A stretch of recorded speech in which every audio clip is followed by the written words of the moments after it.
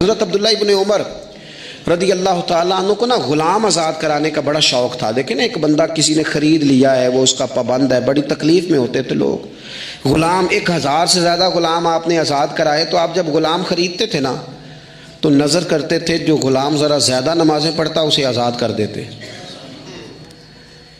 تو غلاموں نے اس طرح کیا، انہیں پتہ چل گیا، انہوں نے بھی نا لمبی لمبی نمازیں شروع کر دی۔ تو حضرت عبداللہ ابن عمر کو پتہ چلتا، آزاد کر دیتے۔ ایک دن آپ کے بیٹے کہنے لگے، حضور یہ آپ کو دھوکہ دیتے ہیں، لمبی لمبی نمازیں پڑھتے ہیں، آپ آزاد کر دیتے ہیں، بعد میں پتہ نہیں 5 بھی پوری پڑھتے ہیں کہ نہیں پڑھتے۔ تو حضرت عبداللہ ابن عمر کہنے لگے، پتر تیرا کیا خیال ہے، مجھے نہیں پتہ۔ کہا حضور پتہ ہے۔ فرمانے لگے، یہ مجھے رب کے نام پر دھوکہ دینا چاہتے ہیں، جو رب کے نام پہ دھوکہ دے روز دے، میں روز دھوکہ کھانے کو تیار ہوں۔ دوسری بات یہ تھی حضرت عبداللہ ابن عمر میں کہ نبی پاک سے محبت کوٹ کوٹ کے بھری ہوئی تھی۔ حضور کا ذکر آتا تو رو پڑتے، ان جگہوں پہ جا کے ڈھونڈ ڈھونڈ کے بیٹھتے جہاں نبی پاک نے وقت گزارا ہے۔ ایک درخت کا پتہ چلا کہ یہاں حضور تھوڑی دیر آرام فرما ہوئے تھے، انہوں نے دیکھا تھا یا انہیں معلومات ہوئی، تو ہمیشہ اس درخت کو پانی دیتے، اس کا خیال کرتے، کہتے یہ درخت ہمیشہ تر و تازہ رہے، یہاں میرے نبی پاک نے تھوڑا وقت گزارا ہے۔ وہ مکہ مکرمہ میں بھی جاتے تو وہ جگہ ڈھونڈ ڈھونڈ کے جہاں حضور نے نماز پڑھی تھی نماز پڑھتے۔ مسجد نبوی میں آتے تو جس ممبر پر حضور بیٹھ کے خطبہ دیتے تو اس پہ ہاتھ پھیر کے چہرے پہ ملتے۔ حضور کی قبر انور پر حاضری دیتے، السلام علیکہ یا رسول اللہ کہہ کے اس بارگاہ عالی مرتبت میں حاضری دیتے۔ حضرت صدیق اکبر کو سلام کرتے، حضرت عمر کو سلام کرتے، پیر سن ہو گئے ایک دفعہ چلتے چلتے۔ تو کسی نے کہا جس سے سب سے زیادہ پیار ہے نا اسے پکارو، پیر ٹھیک ہو جائے گا۔ تو فوراً کہنے لگے یا محمد صلی اللہ علیہ۔ اور یہ امام بخاری نے لکھا ہے الادب المفرد میں، خود امام بخاری لکھتے ہیں کہ حضرت عبداللہ ابن عمر نے یا محمد کہا اور ان کا پیر سویا ہوا ٹھیک ہو گیا۔ یہ لوگ بڑی محبت کرنے والے۔ آپ فرمایا کرتے تھے شاید زندگی میں لوگوں نے کسی سے اتنا پیار کیا ہو جتنا نبی پاک علیہ السلام کے غلاموں نے مجھ سے کیا ہے۔ ہر وقت لوگ ان کے گرد رہتے، لوگ محبت کرتے۔ حجاج بن یوسف جب حکمران بنا نا تو بڑا ظالم تھا، اس کو یہ بات اچھی نہیں لگتی تھی کہ ہر وقت لوگ حضرت عبداللہ ابن عمر کے پیچھے گھومیں۔ بادشاہوں کا خیال ہوتا ہے نا، بادشاہ میں تو پروٹوکول کوئی اور لے کے جا رہا ہے۔ اس نے ایک دفعہ جمعہ پڑھاتے پڑھاتے معاذ اللہ حضرت عبداللہ بن زبیر رضی اللہ تعالیٰ عنہ کے خلاف کوئی بات کی، تو حضرت عبداللہ ابن عمر اگرچہ بڑے صلح جو تھے، صلح پسند تھے، لیکن اگر حق کی بات ہوتی اور اس طرح سے ہوتی کہ کوئی بڑی غلط بات کرتا تو پھر ٹوکنے میں بھی بڑی جرت کا مظاہرہ کرتے۔ ایک دفعہ اہل کوفہ نے آپ سے مسئلہ پوچھا نا، چونکہ آپ مفتی تھے، لوگ مسئلے پوچھتے تھے، انہوں نے پوچھا حضرت عبداللہ ابن عمر سے کہ مکھی اور مچھر کا خون لگ جائے تو اس کا کیا مسئلہ ہے، کپڑے ناپاک تو نہیں ہوتے؟ تو سوال کا جواب دینا چاہیے تھا نا، ہوتے ہیں کہ نہیں ہوتے؟ تو فرمانے لگے حسین ابن علی کا خون بہا کے اب مکھیوں کے خون کے مسئلے پوچھنے شروع کر دیے۔ اب تمہیں یہ والا خون نظر آنے لگا ہے؟ حضور کی اولاد پاک کو شہید کر کے اب ان مسئلوں میں آئے ہو؟ میں خیال نہیں آتا تمہارے دلوں میں گھٹن ہے حضور کی اولاد کے لیے اور دین کے مسئلے پوچھتے ہو؟ جاؤ پہلے کشادگی پیدا کرو، تیری نسل پاک میں ہے بچہ بچہ نور کا، تو ہے عین نور، تیرا سب گھرانہ نور کا۔ پہلے کشادگی لاؤ حضور کی اولاد پاک کے لیے، پھر مسائل پوچھنا۔ حجاج بن یوسف نے کوئی بات کر دی، آپ نے ٹوک دیا، آپ نے ٹوک دیا، تو پھر حجاج نے سازش کی۔ اوہو، اللہ والوں کے خلاف جو سازشیں ہوتی ہیں بڑی گہری ہوتی ہیں، بڑی سخت ہوتی ہیں، بڑے جال بنے جاتے ہیں، بڑا حسد کیا جاتا ہے، بڑی تکلیف دی جاتی ہے۔ اللہ قرآن میں کہتے ہیں محبوب یہ لوگ تجھ سے حسد کرتے ہیں، حسدا من عند انفسہم، ان کے دلوں میں تیرے لیے حسد ہے، حسد کرتے ہیں لوگ، دور تک نکل جاتے ہیں حاسدین۔ حجاج نے کیا کیا، اس نے ایک شخص سے کہا کہ زہر والا خنجر تیار کرو جو زہر میں بجھا ہوا ہو، اور چونکہ حج کے موقع پہ بڑا رش ہوتا ہے لہذا حج کے موقع پہ لے جانا۔ حضرت عبداللہ ابن عمر جب تمہارے پاس سے گزریں، بادشاہ میں ہوں، لوگ ان کے پیچھے ہیں، جب وہ تمہارے پاس سے گزریں تو ان کے پیر میں چبو دینا۔ جب لوگوں نے ایسے عالی مرتبت لوگوں کو نہیں بخشا، اتنے بڑے لوگ محفوظ نہیں رہے تو ہمہ چما کس کھاتے میں ہے؟ آج کس بات کا شکوہ کرنا؟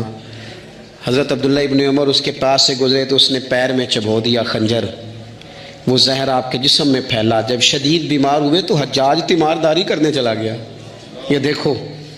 یہ دیکھو دوستی قاتل سے بھی مقتول سے یارانہ بھی، خود چلا گیا اور جا کے کہنے لگا جی اگر مجھے پتہ چل جائے نا کہ آپ کو کس نے یہ زخم دیا ہے تو میں سخت انتقام لوں گا۔ تو حضرت عبداللہ ابن عمر نے بھی بڑا منطقی جواب دیا، فرمانے لگے مجھے اسی نے زخم دیا ہے جس نے حج کے موقع پر کسی کو خنجر لانے کا مشورہ دیا تھا، اسی نے مجھے زخم دیا ہے۔ گویا فرمانے لگے ظالم تو خود ہی یہ کام کرتا ہے اور خود ہی تو تیمارداریاں کرتا ہے۔ حضرت عبداللہ ابن عمر شہید ہو گئے، مکہ مکرمہ میں آپ کا مزار بنا دیا گیا۔ تقریباً 1500 کے لگ بھگ 1600 کے لگ بھگ آپ سے احادیث مروی ہیں۔ زندگی حسین گزاری، حضور کی خوشبوئیں ہر وقت آتی رہیں۔ حضرت عائشہ صدیقہ، حضرت حذیفہ، حضرت جابر بن عبداللہ، یہ تینوں جلیل القدر لوگ کہا کرتے تھے حضور کے بعد زمانے کی تبدیلی سے بڑے لوگ تبدیل ہوئے، لیکن جو لوگ حضور کے طریقوں پر پوری طرح قائم رہے ان میں بڑا نام حضرت عبداللہ ابن عمر کا ہے۔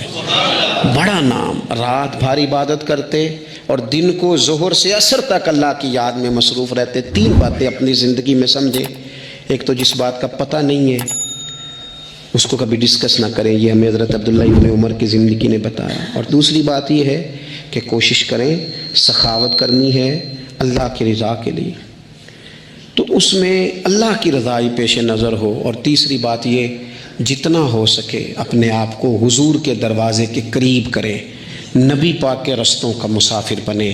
تو سلیمان بن عبد الملک جو تھا اس کو شوق تھا شادیاں کرنے کا، یہ بھی شوق ہوتا ہے بادشاہوں۔ اس زمانے میں لوگ شادی کی بات کرتے تھے، نکاح کی بات کرتے تھے، بیاہ کی بات کرتے تھے، تو پورے ماحول کے اندر ایک چیز پیدا ہو گئی تھی۔ لیکن جب حضرت عمر بن عبدالعزیز کا زمانہ آیا تو وہ راتوں کو عبادت کرتے تھے، وہ وظائف پڑھتے تھے، وہ قرآن پاک کی تلاوت کرتے تھے، وہ اللہ کا ذکر کرتے تھے۔ تو پھر ایک ماحول بن گیا جو ذکر الہی کا ماحول تھا، پھر ایک ماحول بن گیا جو تقوی کا ماحول تھا، پھر ایک ماحول مرد وجود میں آیا جو پرہیزگاری کا ماحول تھا۔ عام عوام بھی اللہ کے ذکر کی باتیں کرنے لگی، عام ماحول بھی اس طرح۔ حضرت عمر بن عبدالعزیز نے سب سے پہلا یہ کام کیا کہ بادشاہی پروٹوکول ختم کرائے۔ ختم ہو گئے پروٹوکول۔ آپ نے فرمایا کوئی شاہی خاندان کا بندہ آئے تو کسی کا کوئی پروٹوکول نہیں ہے، میرا بھی کوئی پروٹوکول نہیں ہے، بلکہ آپ نے فرمایا کسی خطیب کو، کسی امام کو اجازت نہیں کہ میرا نام لے کے میرے لیے دعا کرے۔ سب مسلمانوں کے لیے دعا کرنا۔ فرمانے لگے الحمدللہ میں مسلمان ہوں، جب تم مسلمانوں کا نام لے کے دعا کرو گے تو میں بھی اندر ہی آ جاؤں گا۔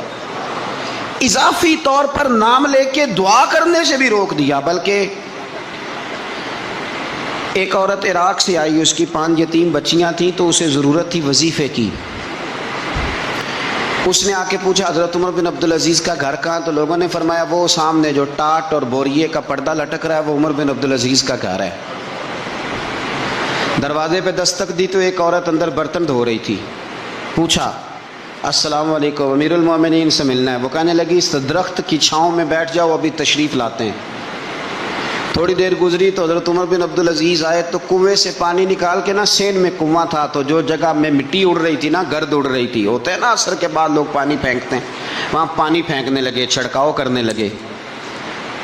تو تھوڑی تھوڑی باتیں وہ خاتون آپ سے کرنے لگی، تو وہ جو عورت آئی تھی نا وہ کہنے لگی تم غلام سے باتیں کر رہی ہو، تمہیں پردہ کرنا چاہیے۔ وہ کہنے لگی یہ غلام نہیں، یہ میرے شوہر ہے اور یہ امیر المومنین عمر بن عبدالعزیز ہیں۔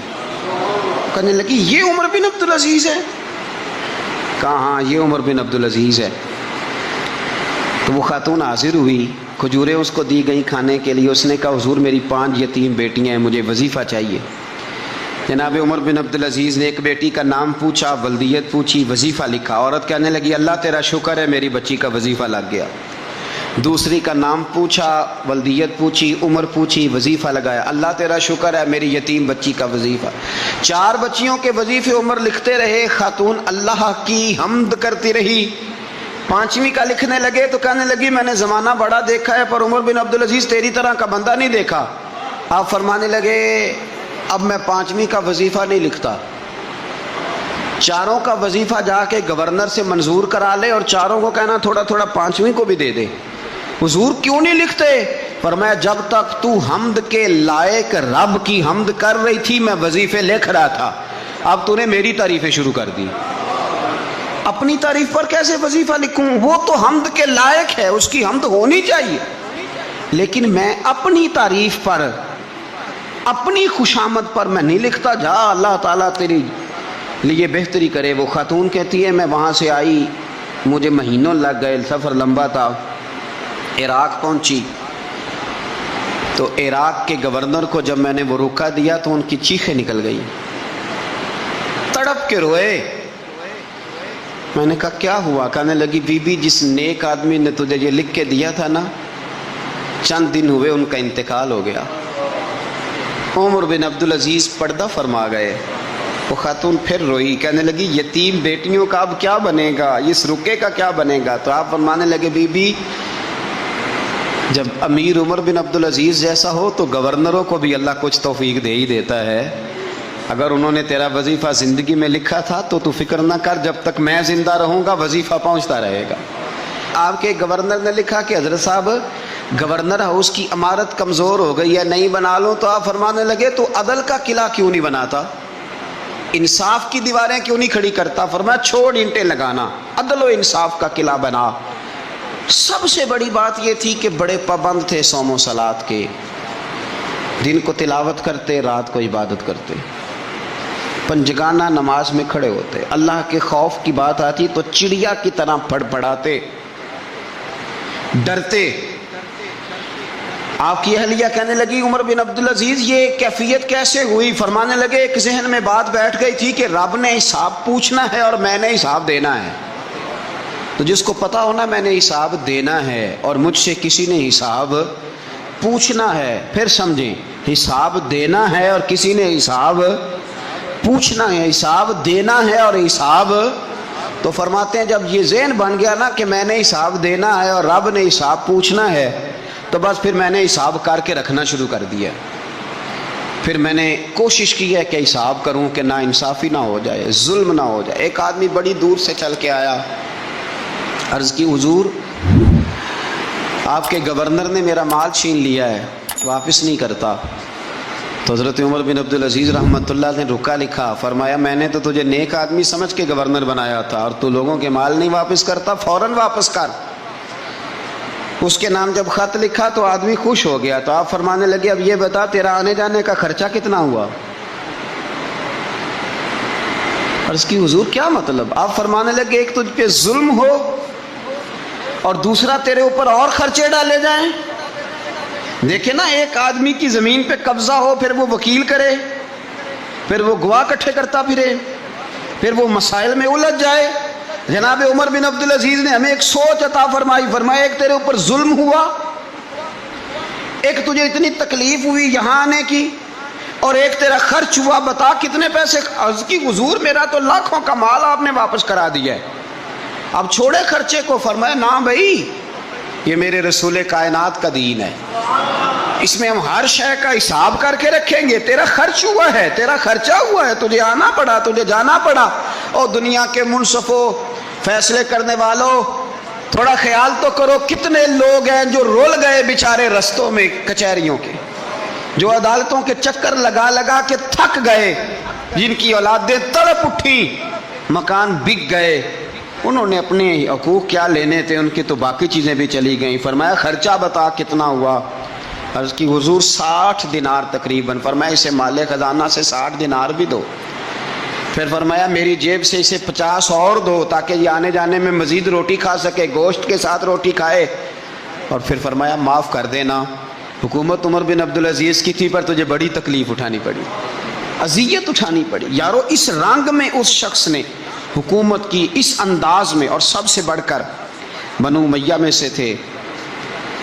لیکن میرے رسول پاک کی اولاد سے جو پیار، حضور کی نسل سے، کسی نے آپ کے سامنے کہہ دیا، امام جلال الدین سیوطی نے اس کو لکھا ہے، کسی نے عمر بن عبدالعزیز رضی اللہ تعالیٰ عنہ کے سامنے کہہ دیا یزید امیر المومنین تھا، مومنوں کا امیر تھا. فرمایا پکڑو اس بدذات کو 20 کوڑے مارو، پکڑو اس نالائق کو، اسے 20 کوڑے مارو. یہ نبی پاک کے خاندان کے قاتل کو امیر المومنین کہتا ہے. یہ فتویٰ جناب عمر کا. مولا علی شیر خدا کی اولاد میں سے ایک شہزادے آپ کے پاس آئے. کسی کام کے لیے تو عمر بن عبدالعزیز اٹھ کے کھڑے ہو گئے، ہاتھ باندھ دیے، کہنے لگے حضور ساری دنیا میرے پاس آئے، آپ نا ایک رکا لکھ دیا کریں یا پیغام دے دیا کریں، اس لیے کہ اس دھرتی پہ جو کچھ بھی ہے وہ مدینے والے رسول کا ہی صدقہ ہے۔ حضور کی اولاد سے پیار، نبی پاک صلی اللہ علیہ وسلم کے خاندان کے ساتھ محبت، حضرت عمر بن عبدالعزیز نے فلاح عامہ کے کام کرائے، بڑے بڑے سرائے بنائے، لوگوں کے ٹھہرانے کا بندوبست کیا، وظائف دیے غریبوں کو، مساجد بنائی، مدارس بنائے، آپ کو مجدد کہا جاتا ہے، نئے سرے سے تجدید کی، علماء سے پیار کیا، صدقات و خیرات کا ایک ایسا ماحول دنیا کے اندر بنایا کہ لوگ کہتے ہیں کہ ہم زکوٰۃ دینے کے لیے بندہ تلاش کرتے تھے، پر جناب عمر بن عبدالعزیز کے زمانے میں کوئی زکوٰۃ لینے والا میسر نہیں آتا تھا۔ ایک شخص ملا تو لوگوں نے اس کو اتنی زکوٰۃ دی، اتنی زکوٰۃ دی، اتنی زکوٰۃ دی، لوگ خوشحال ہو گئے، اتنی زکوٰۃ دی کہ اگلے سال وہ خود زکوٰۃ دے رہا تھا۔ حضرت عمر بن عبدالعزیز نے ایسا ماحول بنا کے لوگوں کو دیا، اس طرح کی نوعیت آپ نے لوگوں کو دی کہ خوشحالی نظر آنے لگی، ذمیوں کے، غیر مسلموں کے حقوق کا بھی تحفظ فرمایا۔ 39 سال عمر پائی، صرف نمازیں بھی پڑھ گئے، صدقے بھی دے گئے، عبادتیں بھی کر گئے، 2.5 سال حکومت بھی کر گئے، اللہ رسول کو راضی بھی کر گئے۔ عمر پائی 39، پورے 40 نہیں، 39 سال عمر پائی، اتنا کچھ کر گئے۔ ہم تو بھی انتظار میں رہتے ہیں، ہم تو بھی انتظار میں اٹھ فریدہ ستیا تے داڑھی آ گیا ہی پور، اٹھ فریدہ، یہ ستیا کا مطلب بابا جی نے غفلت بیان کیا ہے، اس کا مطلب یہ نہیں کہ سچی مچی سویا ہوا تھا، کہتے تو غافل ہے، اٹھ فریدہ ستیا داڑھی آ گیا ہی پور، اور اگا نیڑے آ گیا ہی، پیچھا رہ گیا ہی دور۔ 40 سال کی عمر میں آپ کو زہر دے دیا گیا، کچھ لوگوں کو برداشت نہیں نہ ہوا۔ ایک شخص آیا رکا لے کے، اس نے کہا حضور پچھلا خلیفہ میرے نام 20,000 دینار لکھ گیا ہے پر وہ فوت ہو گیا ہے، تو آپ یہ رکا ہے مجھے 20,000 دینار دے دیں۔ آپ فرمانے لگے سنبھال کے رکھ، شاید میرے بعد والا دے دے، رکا سنبھال کے رکھ، پر مجھ سے نہ امید رکھنا 20,000 دینار تو میں 20,000 گھر میں دوں گا اور 20,000 چولہے جلاؤں گا، میں ایک آدمی کو اتنا امیر کر دوں اور باقی لوگ دیکھتے رہے۔ آپ کو زہر دے دیا گیا، بیمار رہے، بچوں کو بلایا، فرمایا بیٹا میں جہنم سے ڈر گیا تھا، تمہارے لیے مال نہیں جمع کر سکا، بزدل نکلا، شدید علیل ہو گئے۔ وہ جو آیت میں نے پڑھی ہے نا، آپ کی اہلیہ کہتی ہیں کہ آخری وقت آپ کی زبان پر وہ آیت جاری ہوئی، تلک الدار الآخرۃ نجعلھا للذین لا یریدون علوا فی الارض ولا فسادا والعاقبۃ للمتقین۔ فرمایا یہ آخرت کا گھر ہے، ان لوگوں کو ملے گا جو نہ زمین میں تکبر کرتے ہیں نہ فساد چاہتے ہیں۔ یہ آیت پڑھی اور روح پرواز کر گئی۔ مرنے سے پہلے، وصال سے پہلے 10 دینار یا 20 دینار دے کے اپنے بیٹے کو بھیجا، فرمایا گاؤں میں جاؤ اور میرے لیے زمین خریدو قبر کے لیے، اور اگر گاؤں والے خوشی سے دے دیں تو خریدنا، اور اگر انہیں دقت ہو تو انہیں تنگ نہ کرنا۔ 10 دینار کی زمین خریدنے کے لیے جب بیٹا جانے لگا تو اس نے کہا حضور کچھ لوگوں کی خواہش ہے کہ آپ کا جسد خاکی مدینے لے جایا جائے، اور نبی پاک علیہ السلام کے پہلو میں آپ کو دفن کیا جائے۔ آپ فرمانے لگے پتر میں اس قابل نہیں ہوں کہ حضور کے ساتھ دفن کیا جائے، نہ میں اس قابل نہیں ہوں، اس طرح کرنا میرے پاس حضور کے کچھ ناخن اور بال ہیں، جب میرا انتقال ہو جائے تو میری قبر میں رکھ دینا۔ اور پھر حضرت عمر بن عبدالعزیز نے فرمایا مجھے نہ سستا کفن دینا 2 دینار کا، اس سے زیادہ کفن نہ دینا، 2 دینار کا کفن۔ حضور آپ کا مال ہے کچھ پڑا ہوا تو اس میں سے اچھا کپڑا خریدا جا سکتا ہے، فرمایا نہ بھائی 2 دینار کا کفن خریدنا۔ حضور کیوں؟ فرمایا اس لیے کہ اگر میں نیک ہوا تو اللہ مجھے جنت کا لباس عطا فرما دے گا، اگر میں بد ہوا تو یہ بھی تو پھاٹی جائے گا، چیر دیا جائے گا، قبر توڑ دے گی پسلیاں، لہٰذا مجھے مہنگا کفن نہ دینا، 2 دینار کا۔ آپ کے وصال سے کچھ عرصہ پہلے نا آپ نے ایک قاصد بھیجا، روم کے بادشاہ کے پاس وہ گیا تو وہاں اس نے ایک عجیب منظر دیکھا کہ وہاں ایک حافظ قرآن نابینا آدمی قید ہے، اس کی آنکھیں موجود نہیں ہیں، اور وہ چکی چلاتا ہے، آٹا پیستا ہے، اس قاصد نے اسے پوچھا تو یہاں کب سے ہے اور یہ تیرے ساتھ معاملہ کیسے ہوا؟ تو وہ کہنے لگا مجھے انہوں نے گرفتار کر لیا، پھر مجھے کہنے لگے عیسائی ہو جا، میں نے انکار کیا تو انہوں نے میری آنکھیں نکال دی۔ اب میں صبح شام یہ تھوڑا سا کام کرتا ہوں، چکی پیستا ہوں تو روٹی دے دیتے ہیں۔ وہ قاصد حضرت عمر بن عبدالعزیز کے پاس آیا اور آ کے کہا حضور ایک اس طرح کا مسلمان روم کے بادشاہ کے پاس قید ہے، ایک مسلمان کی تکلیف۔ حضرت عمر بن عبدالعزیز نے جب سنا تو رو پڑے، فرمایا وہ قید ہے اور وہاں قید ہے اور ہم یہاں آرام سے بیٹھے ہیں؟ فوراً رکا لکھا قاصد سے کہنے لگے واپس جا، روم کے بادشاہ کو جا کے کہہ کہ اس نابینا قیدی کو فوراً آزاد کرے، ورنہ میں ایک ایسا لشکر بھیجوں گا کہ اتنا بڑا لشکر بھیجوں گا کہ اس کا پہلا آدمی تیرے پاس ہوگا اور آخری میرے پاس ہوگا، اور تجھے پھر وہ بندہ چھوڑنا پڑے گا، تو ابھی چھوڑ دے، میں تجھے پیغام دے رہا ہوں۔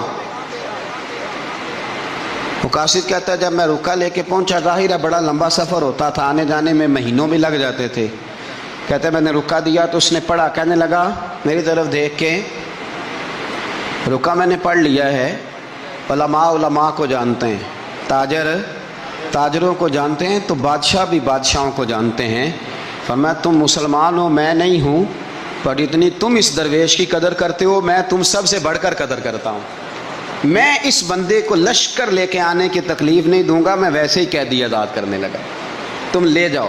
کہتے ہیں مجھے چند دن وہاں رہنا پڑا، کچھ لوازمات تھے جن کے لیے رکنا پڑا۔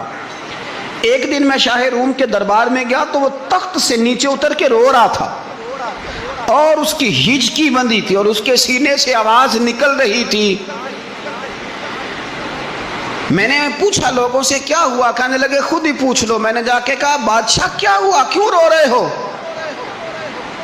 تو کہنے لگا آج دھرتی کا حسن اٹھ گیا ہے، آج سنگار ختم ہو گیا، آج دھرتی کا حسن اٹھ گیا۔ میں نے کہا کیا ہوا؟ کہنے لگے عمر بن عبدالعزیز انتقال کر گئے، تمہارا امیر چلا گیا۔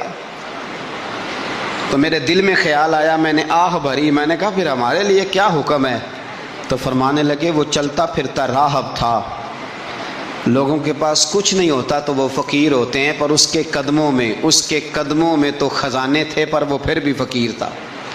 فرمایا اس کا حکم اگر میں زندگی میں مانتا تھا تو مرنے کے بعد بھی بات مانی جائے گی، تمہارا قیدی بھی تمہیں واپس کیا جائے گا اور عمر بن عبدالعزیز کی بات بھی سنی جائے گی۔ کسی نے حضرت عبداللہ ابن مبارک سے کہا بڑے زاہد ہیں، اپنے دنیا چھوڑ دی۔ فرمایا میں تو عالم فاضل ہو کے زاہد ہوں، زاہد تو اصل میں عمر بن عبدالعزیز تھے جو بادشاہ ہو کے زاہد تھے۔ مالک بن دینار بھی کہتے تھے وہ بادشاہ ہو کے زاہد ہیں۔ ان کا انتقال ہوا تو خواجہ حسن بصری فرمانے لگے آج دنیا سے بہترین آدمی چلا گیا۔ حضرت سیدنا امام احمد بن حنبل فرمایا کرتے تھے جو عمر بن عبدالعزیز کا ذکر کرے رب تو اس پر بھی رحمت نازل فرمائے گا۔ ارے یہ تو وہ شخص ہے کہ جب تک موجود تھا تو حسن موجود تھا، اور آج بھی ان کا ذکر کریں تو اللہ دلوں میں نور پیدا کر دیتا ہے۔ حضرت عمر بن عبدالعزیز رحمۃ اللہ علیہ تو وہ نیک آدمی تھے کہ ایک شخص آپ سے گفتگو کر رہا تھا، سرکاری بات چیت ہو رہی تھی تو چراغ بھی سرکاری جل رہا تھا۔ اس نے پوچھا حضور چلے سرکاری بات تو ختم ہوئی، طبیعت کیسی، حال کیا؟ فرمایا ٹھہر جو، ایک چراغ بند کر کے دوسرا جلا لیا۔ اس نے کہا حضور یہ کیا؟ آپ فرمانے لگے وہ سرکاری چراغ تھا، یہ میرا ذاتی ہے۔ جس شخص نے اتنی باریک بینی کے ساتھ تقوی اختیار کیا ہو، نبی پاک سے اتنی محبت کی ہو، دعا کرتے ہیں اللہ ان پہ کروڑوں رحمتیں فرمائے، اللہ ان پہ بے حساب برکتوں کا نزول فرمائے۔ دو باتیں حضرت عمر بن عبدالعزیز کی زندگی میں ہمیشہ غالب رہی، ایک تو دنیا ہونے کے باوجود دنیا سے دل نہیں لگا، یہ دو باتیں آپ نے یاد رکھنی، دل نہیں لگایا دنیا سے۔ مال تھا، دولت تھی، پر وہ اس چکر میں نہیں پڑے کہ یہ مہنگا جوڑا میرے گھر کیوں نہیں، یہ اعلیٰ کار کیوں نہیں، اب یہ والا میں نے گھر، ایک اینٹ پر دوسری اینٹ نہیں رکھی ساری زندگی، چونکہ وہ سمجھتے تھے زندگی مختصر ہے تو 40 سال کی زندگی میں ہی کمال کر گئے۔ اور دوسرا حضرت عمر بن عبدالعزیز نے ہر وقت ایک چیز اپنے ذہن میں رکھی کہ مجھے اللہ کے سامنے کھڑے ہونا ہے، اور وَلِمَنْ خَافَ مَقَامَ رَبِّهِ جَنَّتَانِ، جو رب کے سامنے کھڑے ہونے سے ڈرتا ہے رب اسے 2 جنتیں عطا کرتا ہے۔ تو لہٰذا یہ دو باتیں ہمیشہ ذہن میں رکھیں. یہ اتنا بناؤ سنگار، ہر وقت اپنے آپ کو سجانا، گھر سنوانا، گاڑی، یہ وہ، اتنا اس چکر میں نہ پڑیں. اور دوسرا ایک ذہن بنائیں کہ دنیا سے ہم لوگوں کو جانا. حضور فرماتے ہیں موٹے موٹے گناہ گار آتے جائیں گے، کالی کملی کے نیچے چھپاتا جاؤں گا، جنت میں بھیجتا جاؤں گا. وہاں قیامت میں تیری معافی نہیں ہو رہی، تو یہاں نہیں مان رہا. بریلی کے امام فرماتے ہیں آج لے ان کی پناہ، آج مدد مانگ ان سے، کل نہ مانیں گے قیامت میں اگر. اور دیکھ تو کہتا ہے میری نمازیں، میرے روزے، میری زکاتیں، میرا جہاد کام آئے گا. سن حضرت عبد الرحمن ابن عوف صحابہ میں سے تگڑا آدمی، اتنا بڑا شخص، اتنا بڑا آدمی کہ جس کے پیچھے میرے رسول نے نماز ادا فرمائی ہے. اتنا بڑا شخص ہر جہاد میں سب سے پہلے، سب سے امیر تھے، صدقات خیرات بڑھ بڑھ کے دیتے تھے، ساری نیکیاں ہیں. ایک بی بی نبی پاک کے لیے قمیض بنا کے لائی. ایک حدیث یہ ہے، یہ بخاری مسلم ہے، ایک حدیث یہ ہے کہ چادر بنا کے لائی، چادر بنا کے لائی، بڑے اچھے نقار نکالے، دروازہ رسول پہ آئی، حضور میری قبول کر لے. نبی پاک نے چادر اوڑی. اگرچہ ان کا نام شارحین نے لکھا ہے، صحیح حدیث میں صرف ایک صحابی کے لفظ ہے. شارحین کہتے ہیں کہ وہ عبد الرحمن ابن عوف تھے. چلو یار کوئی اور بھی تھے تو صحابی تو تھے نا، صحابی سے زیادہ تو نیک عمل ہم نہیں نہ کر سکتے. وہ صحابی تھے، یہ حضرت عبد الرحمن ابن عوف تھے. آئے، آ کے کہنے لگے یا رسول اللہ بڑی پیاری لگ رہی ہے آپ کو چادر. حضور بنانے والے نے تو بڑی بنائی تھی، پر جب آپ پہ آئی ہے پھر تو نورون علی نور ہی ہو گئی ہے. حضور بڑی پیاری، کیا بات ہے، کیا بات ہے. مکھ چند بدر شاہ شانی ہے، متھے چمک دی لاٹ نورانی ہے، کالی زلف تے اکھ مستانی ہے، مخمور اکھی ہیں مد بریاں. سبحان اللہ، سبحان اللہ، سبحان اللہ. ما اجمل کا، ما اکمل کا. اور جو آخر میں بات کی وہ بڑی بڑی منفرد ہے، کتھے مہر علی تے کتھے تیری سنا، مشتاق اکھی کتھے جاڑیاں. پھر کہنے لگے کوئی مثل نہ ڈھولن دی، تو چپ کر مہر علی ایتھے جا نہیں بولن دی. تو چپ کر مہر علی ایتھے جا نہیں. لم جاتی نظیر کا فی نظر مثلے، تو نشد پیدا جانا ایتھے جا نہیں بولن دی. جناب عبد الرحمن، حضور کیا بات ہے. والضحیٰ واللیل اذا سجا، حبیب کیا بات ہے. حضور نے فرمایا تجھے اچھی لگ رہی ہے؟ کہا حضور بڑی اچھی لگ رہی ہے، قربان جاؤں. کون دیتا ہے دینے کو منہ چاہیے، دینے والا ہے سچا ہمارا نبی. حضور نے فوراً چادر اتاری، کا عبد الرحمن لے لو. دے کے حضور چلے گئے. صحابہ گرد کٹھے ہوئے، محفل کا رنگ ہی بدل گیا. تھوڑی دیر پہلے مسکراہٹ تھی. ایک صحابی غصے سے بولے، کہنے لگے عبد الرحمن یار تو تگڑا بندہ ہے، تو چاہے تو ابھی باہر جا کے 100 چادر اس طرح کی خریدے. حضور تو کسی کی قبول ہی نہیں کرتے، بڑی مشکل سے کسی کی چیز لیتے ہیں، غریب کا خیال رکھتے ہیں. حضور نے قبول کر لی تھی تو عجیب آدمی ہے، تو نے مانگ لی، یہ خیال نہیں آیا. پہلے مسکراہٹیں تھیں جب حضور اور جناب عبد الرحمن، اب سنجیدگی آئی. اب سنجیدگی کے فوراً بعد جب صحابی نے سوال کیا تو محفل میں آنسو آ گئے. حضرت عبد الرحمن رو پڑے. نمازیں بھی ہیں، جہاد بھی ہے، پر فخر نہیں کسی بات پہ، رو پڑے.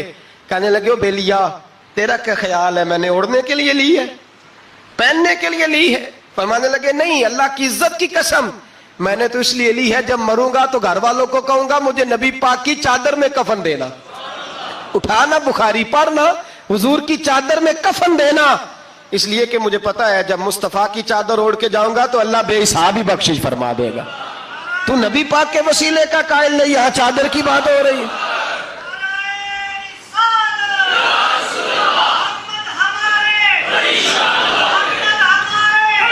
سنیے سنیے اور غور کیجئے. حضرت مولا علی شیر خدا رضی اللہ، ان کی اماں نے نا حضور سے بڑا پیار کیا. حضرت ابو طالب کے گھر میں نبی پاک نے پرورش پائی. ان کی والدہ حضرت علی کی والدہ جناب فاطمہ بنت اسد حضور سے بڑا پیار کرتی. صحابہ کہتے ہیں اس دن حضور بڑا روئے جس دن حضرت فاطمہ نے مدینے میں انتقال فرمایا. فاطمہ بنت اسد جناب علی کی والدہ فرماتے ہیں جب خبر ملی کہ حضرت علی کی والدہ وصال کر گئی تو حضور رونے لگے. فرمایا وہ علی کی نہیں، وہ تو میری ماں تھی، میری اماں تھی. امام ابو نعیم نے لکھا ہے، کہتے ہیں حضور نے فرمایا جب میری اماں کو غسل دینے لگو نا، کفن پہنانے سے پہلے مجھ سے پوچھ لینا. صحابہ کہتے ہیں کفن دینے سے پہلے عورتیں آئیں، حضور کیا کرنا ہے؟ نبی پاک اندر گئے، جو قمیض پہنی ہوئی تھی وہ اتار کے دی. फरमाया चिट्टे रंग का सफेद रंग का कफन न देना, मेरा कुर्ता पहनाओ मेरी अम्मा को। हुजूर ने कफन दिया। हजरत अबू ज़र गिफारी फरमाते हैं जब जनाजा पढ़ लिया ना तो नबी पाक फरमाने लगे कब्र सही बनाई है तुमने? हुजूर सही बनाई है। फरमाया नहीं लगता नहीं। फरमाते हैं ये कहते कहते मेरे नबी कब्र में उतर गए, मेरी आंखें बरस पड़ी। मैंने कहा अली की अम्मा रब तुझसे क्या हिसाब लेगा, सारी रहमतें तो पहले तेरी कब्र में आ गई। इसके सरकार की एक शम्मा जला लो दिल में, बाद मरने के कब्र में भी उजाला होगा। नबी पाक कब्र में लेटे फिर बैठे, फरमाया सही है कब्र। फिर मेरे नबी पाक ने दफन किया उनको। फिर देर तक दुआ करते रहे और रो के फरमाने लगे अल्लाह अपने नबियों के वसीले से और मेरे वसीले से मेरी अम्मा की कब्र रोशन कर दे। हजरत अबू ज़र फरमाते हैं किसी का दिल नहीं करता उसकी माँ मरे, आज मेरा दिल करता था काश मेरी मर जाती, ये फजीलत मेरी अम्मा को नसीब होती। सैयदना अबू ज़र फरमाते जब हुजूर रुखसत होने लगे तो मैं करीब गया, मैंने कहा हबीबा जरा ये रंग मुझे भी समझाएं। तो हुजूर ने फरमाया मैंने अपना कुर्ता इसलिए पहनाया है कि जब मेरा कुर्ता फातिमा बिनते असद को पहनाया जाएगा तो इसके तवस्सुल से अल्लाह उन्हें जन्नत का जोड़ा अता फरमाएगा। और कब्र में इसलिए उतरा हूं कि जब मैं कब्र में उतरा हूं तो अब मेरी अम्मा की कब्र तंग नहीं होगी बल्कि अल्लाह मेरी बरकत से कुशादगी अता फरमा देगा।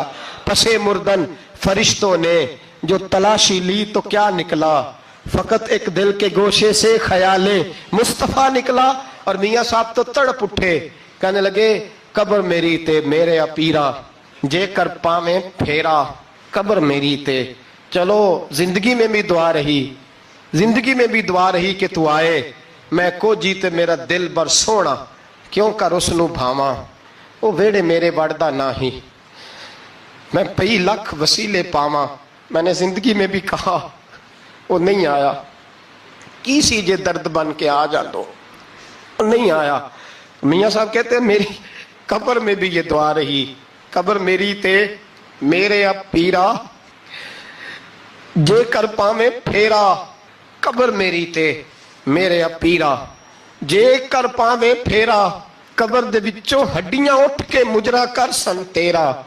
तो आ तो सही मेरे रसूल पाक सैयद आलम सल्लल्लाहु अलैहि वसल्लम खुद कब्र में लेट गए। ओ भाई ये वसीला इतना प्यारा, ये वसीला हज़रत अबू ज़र फरमाते दिल करता था यहाँ मेरी अम्मा होती।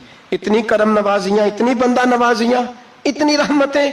हुजूर ने खुद हजरत ज़ैनब नबी पाक की साहिबजादी बड़ी बेटी का विसाल हुआ, हुजूर उस दिन भी बड़ा रोए और फरमाया जब मेरी बेटी को गुस्ल दे लो तो पहले मुझे बताना, कफन न देना। सहाबा कहते हैं हाजिर हुए, या रसूलल्लाह बीबी साहबा को गुस्ल दे लिया क्या करना है? तो हुजूर ने उस दिन भी कुर्ता उतार के दिया, फरमाया मेरी कमीज में मेरी। ओ भाई ये वसीला नहीं, ये तुझे वसीला। एक सहाबी हजरत अबू माजूरा, शरीयत में कंधे तक बाल रखना जायज है। उस सहाबी के इतने लंबे बाल थे कि जब वो बैठते थे ना, बैठते थे तो नीचे दब जाते थे। लोगों ने मना किया कटवाता क्यों नहीं? फरमाने लगे नहीं कटवाने।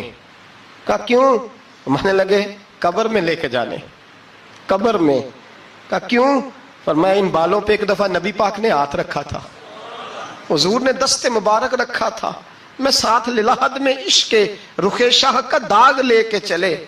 हमने अंधेरी रात सुनी थी, चला अब्दुल्ला बिन अतीक सहाबी हैं, हुजूर ने गुस्ताख कत्ल करने भेजा, इनाम दिए। इंतकाल का वक्त आया तो बच्चों को बुलाया, कहने लगे ये एक डंडा है, ऐसा है, जब मरूं तो मेरी कब्र में रखना। कहा अब्बा जी सुना नहीं कभी किसी ने डंडा कब्र में रखा हो, ऐसा आपकी कब्र में क्यों रखे? वरना बेटा तुम्हें पता नहीं ये मामूली नहीं, ये वो है जो मेरे रसूल ने मुझे दिया था, ये मेरी कब्र में, कब्र मेरी ते मेरे अब पीरा जे कर पावे फेरा, कब्र दे विचों हड्डियां उठ के मुजरा कन सा तेरा। पसे मुर्दन फरिश्तों ने जो तलाशी ली तो क्या निकला, फकत एक दिल के गोशे से ख्याले मुस्त। हजरत अनस बिन मालिक कहते हैं मर जाऊं तो हुजूर के मुंह मुबारक मेरी जुबान के नीचे रख देना। हजरत अमीर माविया फरमाते हैं मेरे पास हुजूर के नाखून है, जब मैं मरूं तो मेरे कफन में रख देना। मेरे आला हजरत फरमाते हैं हमारे पास कोई शय नहीं, कोई शय नहीं, ना हमारे पास हुजूर के बाल मुबारक, हम कम नसीबों के पास, हम गरीबों के पास ना मुंह मुबारक, तो हुजूर आपके पास क्या है? फरमाने लगे लहद में इश्क रुखे शाह का दाग लेके चले। कहने लगे कलेजा फाड़ के देखो, अंदर दिल पे मैंने नबी का नाम जो लिखा हुआ है, लहद में इश्क के रुखे शाह का दाग लेके चले। हमने अंधेरी रात सुनी थी, चराग लेके चले। हुजूर का, नबी पाक सल्लल्लाहु अलैहि वसल्लम का वसीला जो है, इस मौजू पर ही बोलते जाने को दिल कर रहा है, लेकिन इस उन्वान को खत्म भी करना है। एक है हुजूर का वसीला, एक है औलिया का वसीला। ये बात भी 2-4 मिनट में समझ लें। सही बुखारी मुस्लिम में मेरे नबी पाक ने फरमाया है, हुजूर फरमाते हैं लोग जिहाद करने जाएंगे, एक जमाना आएगा मेरे बाद लोग जिहाद करेंगे, पूछा जाएगा तुम में कोई सियाबी है, कहा जाएगा है, तो नबी पाक फरमाते हैं सियाबी की वजह से अल्लाह फतह अता फरमा देगा। गोया वली का वसीला देना। हुजूर फरमाते हैं फिर लोग जिहाद करने जाएंगे तो पूछा जाएगा मुसलमानों से तुम में कोई सियाबी है, कहेंगे कोई नहीं। कहा कोई ताबी हो सियाबी को देखने वाला, कहा जाएगा एक है, तो फरमाया उस ताबी की बरकत से अल्लाह फतह अता फरमा देगा। नबी पाक फरमाते हैं, बुखारी मुस्लिम के लफ्ज है, फिर पूछा जाएगा लोग जिहाद करने जाएंगे, कोई सियाबी है, कोई नहीं, कोई ताबी हो, कोई नहीं, कोई सियाबी को देखने वाले को देखने वाला तबा ताबी हो, एक तबा ताबी है, तो नबी पाक फरमाते हैं उसकी बरकत से ही अल्लाह फतह अता फरमा देगा। मिशकात में, बुखारी में मौजूद है, नबी पाक फरमाते हैं ये जो अल्लाह तुम पे बारिशें बरसाता है, तुम्हें रिस्क देता है, ये तुम्हारे ज़ईफ लोगों के वसीले से अल्लाह देता है, ये कमजोरों के वसीले से देता है। मिशकात में लफ्ज है, नबी पाक ने फरमाया 40 अब्दाल मुल्क के शाम में होते हैं, जो अजाब तुमसे दूर रहता है उनकी वजह से रहता है, जो तुम पर बारिशें बरसती हैं उनकी वजह से बरसती हैं। वो कोई बैठा हुआ मुझे दूर दुआ देता है, मैं डूबता हूं पर समुंदर उछाल देता है। शेख सादी फरमाया करते थे मेरी जिंदगी में जितनी बलाएं टली हैं मेरे शेख के वसीले से टली हैं, मैं उसकी छतरी के नीचे रहता हूं, करम मुझ पे बरसता रहता है। इतनी हदीसें सुना के एक वाकया सुनाना तो बनता है कि नहीं बुजुर्गों का। मैं चूंकि जब अकीदे का मौजू होता है तो मैं नीचे नहीं उतरता, मैं कुरान और सुन्नत के ऐन बीच रहता हूं। एक बात, मुरीद हो गया महमूद गजनवी हजरत अबुल हसन खरकानी का, बैत हो गया, आने जाने लगा। एक दिन कहने लगा हुजूर कोई तोहफा ही दे दे, तो हजरत ने कुर्ता उतार के दिया, कुर्ता दिया। ये किसी के पास हो तो बड़ी नेमत होती है, किसी बुजुर्ग का कोई तबर्रुक, कुर्ता दिया। फरमाया जब बहुत ज्यादा कोई मसला बन जाए तो कुर्ता सामने रख के दुआ करना, अल्लाह तुझे फतह देगा। महमूद सोमनाथ के मंदिर तोड़ रहा था, 2-4-5 दफा हमला किया, फतह नहीं होती। अपने शेख का जुब्बा रखा है, अल्लाह इसकी बरकत से ही फतह दे दे। कहता मैंने जुब्बा रख के दुआ मांगी, अगले दिन हमला किया तो अल्लाह ने फतह अता फरमा दी। महमूद कहता फतह हो गई, मैं रात को सोया, हजरत अबुल हसन खरकानी ख्वाब में मिले और बाबा जी को मैंने देखा तो चेहरे पे जलाल है। मैंने कहा हुजूर आप नाराज है? कहने लगे महमूद तूने कोई कीमत नहीं डाली मेरे कुर्ते की। ये जुमला आपको ज्यादा समझ आएगा। कहने लगे तू कख मोल नहीं पाया, कोई कीमत नहीं डाली तूने मेरे कुर्ते की, बस एक फतह। का हुजूर क्या मतलब? फरमाने लगे ये मेरे वजूद से लगा हुआ जुब्बा था, मैं वो शख्स हूं जिसने जिंदगी पर वो काम किया जिसमें अल्लाह रसूल राजी है, अपने आप पे पाबंदियां लगा के रखी हैं, रब ने अपने फजल से बड़ा नवाजा है। फरमाया अगर तू मेरा जुब्बा सामने रख के ये दुआ मांगता ना, ऐ अल्लाह हिंदुस्तान के सारे हिंदुओं को ईमान की तौफीक दे दे, अल्लाह ने सबको कलमे की तौफीक दे देनी थी। तूने क्या कीमत डाली मेरे जुब्बे की? तर दामनी पे शेख हमारी ना जाइए, हम दामन नचोड़ दे तो फरिश्ते वुजू करे, और फरिश्ते भी करते हैं ताजीम मेरी, फिदा हो के उन पर यह इज्जत मिली है। अल्लाह तबारक व तआला अपने बंदों को ताकतें देता है। मसला ये है आज बहुत सारे लोग तो इनकार करने लगे हैं, और हम जो अहल हैं, हमारा जिनका अकीदा है, जिन्हें अल्लाह ने खुश अकीदगी अता फरमाई है, वो भी बहानों का शिकार है, बहानों का शिकार है। कर लेते हैं, देख लेते हैं, अल्लाह वालों से दोस्ती लगाएं, इनका कुर्ब इख्तियार करें। हर दुआ हर इल्तजा नबी पाक का वसीला शामिल हाल रहना चाहिए। अगर तेरे वास्ते से मांगूं कोई दुआ बेअसर न ठहरे, नबी पाक का वसीला दोगे तो हर जगह ही अल्लाह कामयाबियां अता फरमाएगा। और हमारा तो अकीदा यह है कि कब्र हशर में भी बचेंगे तो रसूलुल्लाह के वसीले